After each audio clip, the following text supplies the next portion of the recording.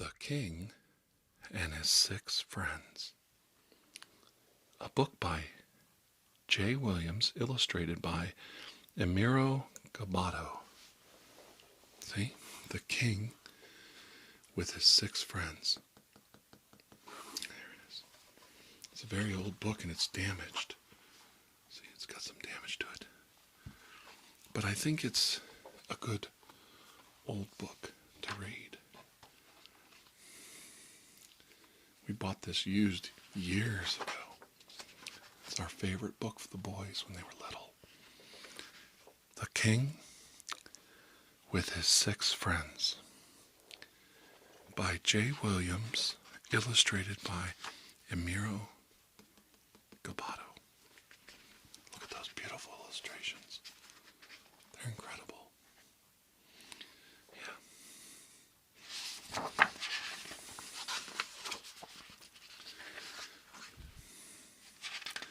For my grandson, Ben. This book was made in 1968. Wow. That's the year I was born.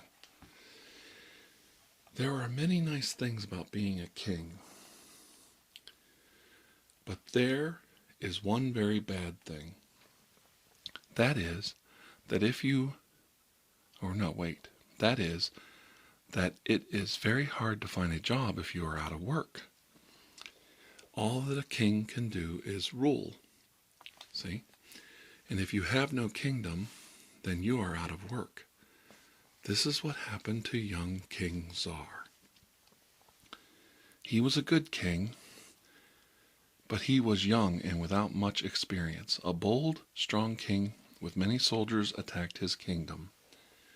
When the battle ended, the strong king had won, and young Czar found himself with no country, with no palace or house or hut. The strong king even had taken his crown. Czar had 12 gold pieces, a suit of clothes, and a sword, so he set out to find work. The road was long and the world was wide. He went to many lands, but no one wanted to hire a king without a kingdom. He had never known what it was to be hungry or thirsty or tired before, but now he learned. Fortunately, as a king, Czar had already learned how to meet happiness or unhappiness with the same cheerful smile. There's a little castle up there. It's pretty cool, isn't it? Nice drawings. One day, his road led him through a thick forest. As he walked along, thinking of this and that, he heard a small voice crying, "Pull me out! Oh, please, pull me out!" He looked about him. There in a log, an axe was stuck fast, and the small voice seemed to be coming from its blade. Czar took hold of the handle and with a twist, freed the axe. At once, it turned into a man. He had a sharp face and shining hair the color of steel. "Many thanks, stranger," he said. "I was cutting wood for a fire when my blade hit a tough knot, and there I was stuck."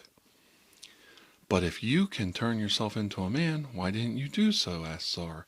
"Then you could have freed yourself."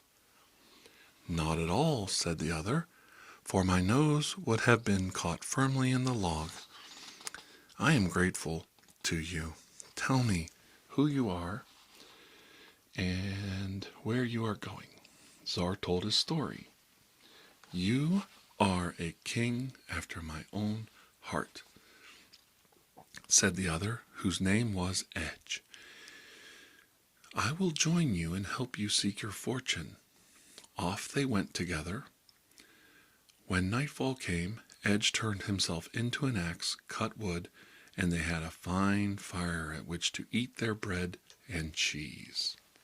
So there he is rescuing Edge, and there's Edge having a little supper. Very good. The next day, as they went along the dusty road, Czar heard a great bellowing. He stood aside to look. There, backed against a rock, stood an elephant, its trunk raised in fright. A white-footed mouse scampered in the grass before it. See the little mouse? Right there. And there's the big elephant. Yeah.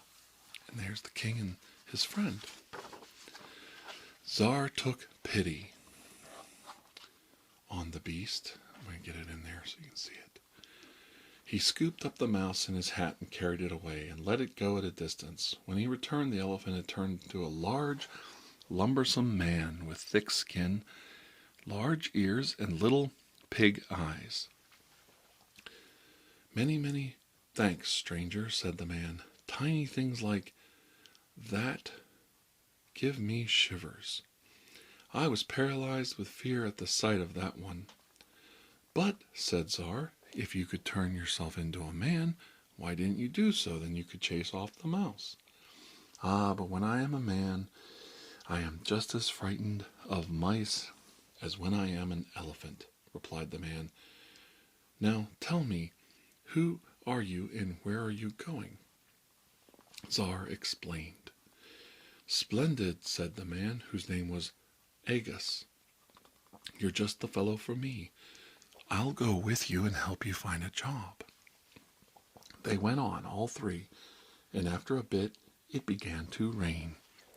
They took shelter under some trees, and all at once Czar heard a small, crackling voice crying, Help, help! Looking around, he spied a fire burning with much smoke and smolder. The voice came from its center. Czar took off his cloak, and he held one end of it while Agus held the other. They stretched it over the fire and sheltered it from the rain. Soon it had blazed up brightly once more. When it had done so, it turned into a man with bright red hair and freckles like sparks. Many thanks, strangers, he cried, snapping his fingers. I thought I was done for. But if you could turn yourself into a man, said Czar, why did you not do so? Then you could have taken shelter from the rain.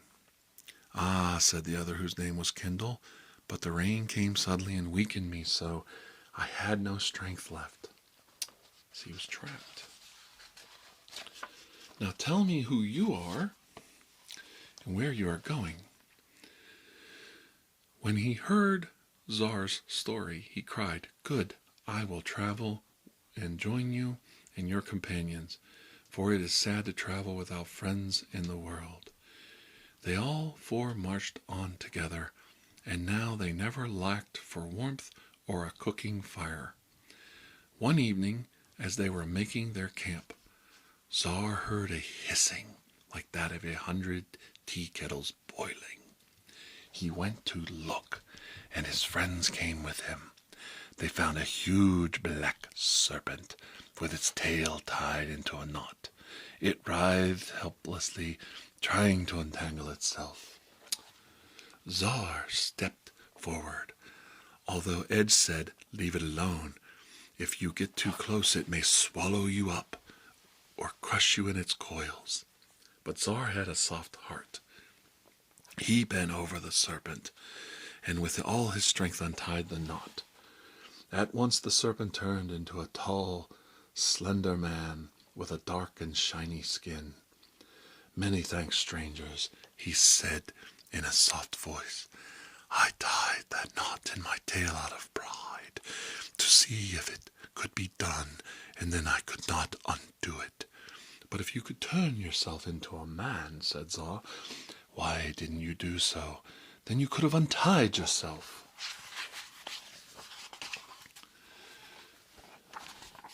Do you think so? Smiled the other, whose name was Erix.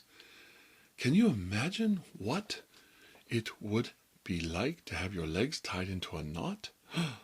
But come, tell me who you are and where you are going. Czar did so. Excellent, said Erix. I have been looking for someone to travel with, for the road has been long and lonely. Then they all went on together in a great friendship.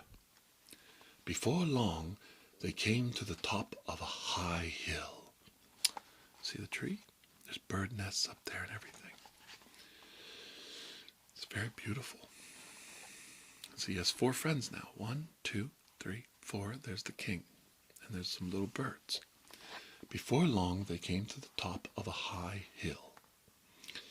There, among small trees, stood a taller, mightier one. As they rested beneath it, looking at the valley below, a sighing voice came from the tree. Alas, it said, O glum and wearisome woe. Czar stood close to its bark. Is there someone in trouble? He asked. Look up into my branches, said the voice. Do you see those nests? There are 4 of them, and all are filled with baby birds crying and scream all night and day, so that I never get any rest. If only I could be free of them. Czar climbed the tree. Carefully he lifted down the 4 nests. With the help of his companions, he placed the nests in 4 smaller trees, while the parent birds flew anxiously about to make certain all was well. When this was done, the tree turned into a very dignified, here we go, right here, dignified-looking man whose hair and beard were shaggy as moss. Many thanks, strangers, he said in a low, deep voice. You cannot know what a relief it is to be rid of those noisy birds. But, said Czar, if you could turn yourself into a man, why didn't you do so? Then you could have disposed of the nests yourself. Not so, replied the other, whose name was Furze. For the instant I became a man, the nest would have fallen and the young birds would have been killed. Oh, I am much too kind to let such a thing happen. But tell me who you are and where you are going. Czar obliged. That is good, said Furze. You seem to me to be a fine sort of man, king or no king. I will go with you and help you find your fortune. For if 2 heads are better than 1, 6 are better yet. Okay, they all took along the road down the hill and into the broad valley. At the edge of a wood they paused, for they heard a loud and angry humming, mixed with snarls. It sounds, said Agus, like trouble. Let us take another road. For in spite of his size, he was rather timid. But Czar stood forward to see what was happening. He found a brown bear breaking its way into a honey tree.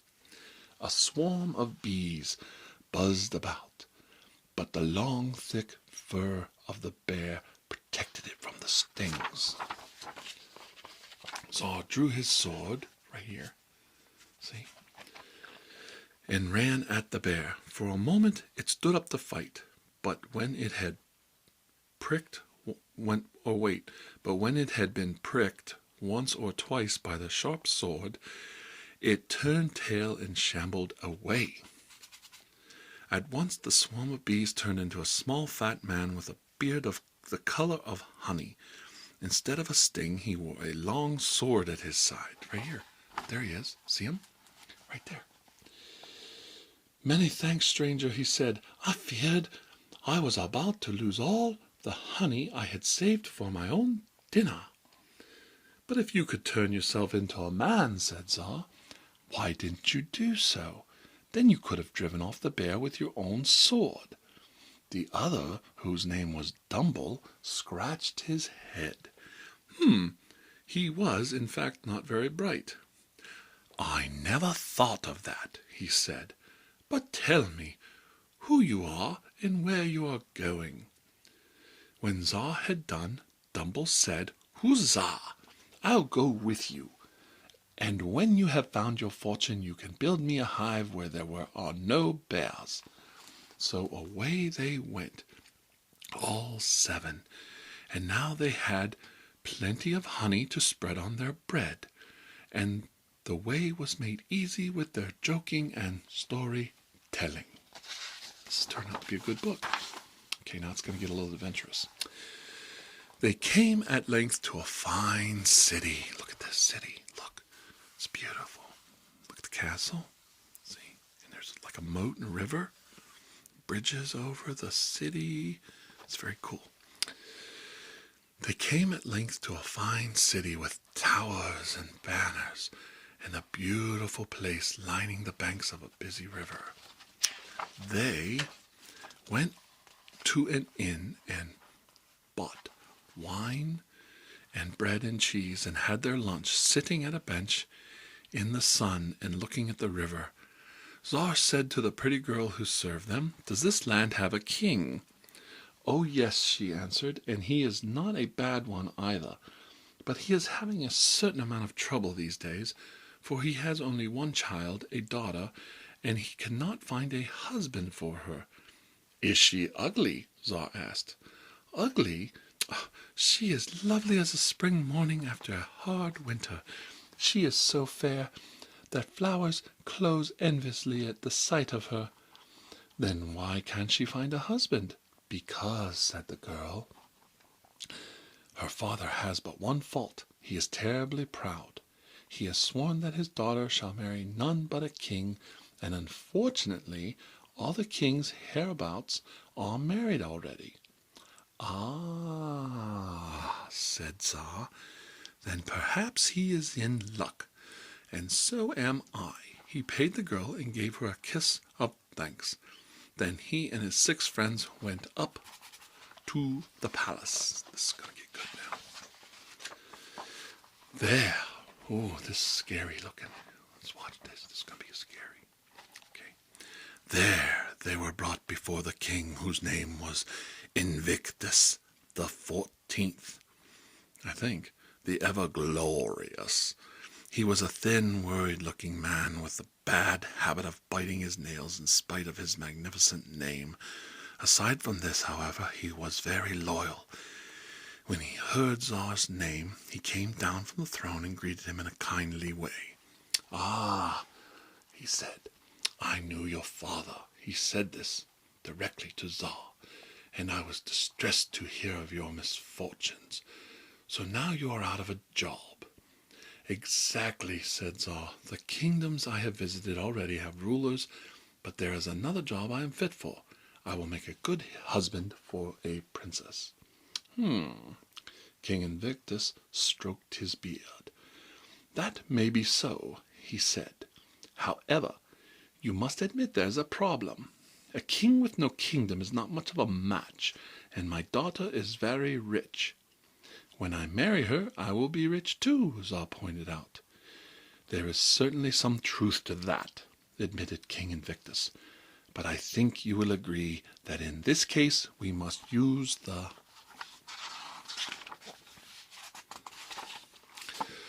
old-fashioned method. To find out whether you are worthy, I intend to set you 3 tests. If you can pass them, you may marry my daughter." Tsar nodded thoughtfully. First he said, "Let me see your daughter." King Invictus went to a servant to fetch her. In a few moments she entered the room. When she came in, it was as though hundreds of birds began to sing, or if the sun had burst through the clouds. Tsar was dazzled, and behind him Dumble was so overcome that he fainted dead away, and Erix had to fan himself with his hat. As for the princess, she looked straight at Tsar, right here, and her eyes lighted like stars. "Very well," said Tsar stammered, turning to King Invictus. "I accept the tests. Let them begin at once. I ask only one thing." "Ask away," said King Invictus. "No king does everything for himself, as you well know," Tsar said. "We all have counselors, generals, ministers, and servants to help us. So you must allow, me to call upon my 6 friends to aid me in the tests." King Invictus nodded. "I agree," he said, "but remember that if you fail in any of them, You and your 6 companions will lose your heads. Tsar and his companions were led by the king's steward into a large chamber. Right here. It had 7 walls and 7 windows. Under each window was a long table, and each table was heaped high with food. Next to each table was a huge vat containing 7 gallons of wine. This, said the steward, is the feast fit for a king. It is King Invictus's wish that you should eat and drink everything in this room. All must be gone in the space of 1 hour. Nothing will be left, for no one may turn away unsatisfied from the dinner of a king. Okay, he left them, and for a while Zal stared at all the food and drink and rubbed his chin. I'm sure we are all hungry, he said, but there is enough food here for a whole town full of people. Perhaps, said Furs in his sober way, we ought to climb out the windows and escape. There is 1 window for each of us. Zal shook his head. He turned to Kindle. Become a fire, he said. At once Kindle turned into flames. Darting about the room, he went from dish to dish, from platter to platter, and everything he touched was consumed, devoured, burned to the finest ash, and then to nothing. Tsar said to Agus, Become an elephant. Agus did so, dipping his trunk into the vats. One after another he sucked up the wine. He swelled until he was twice as large as before, and he swayed with dizziness. But when he was done, every drop had vanished. Then, here we go, see the guy over here by himself, and then there's this over here, the mountain. Then both Angus and Kindle turned into men once more. At the end of an hour, the steward returned, his eyes opened wide at the empty plates and the empty vats. All he said however, was, Follow me. He led them out of the castle, out of the city, and into the hills.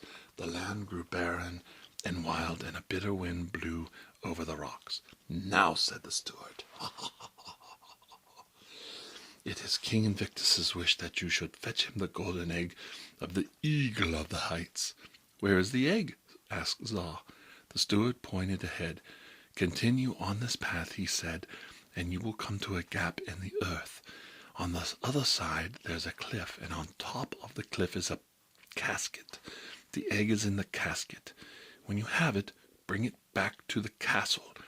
As for me, if you will excuse me, I am feeling the chill. He bowed and went home to make himself a hot drink.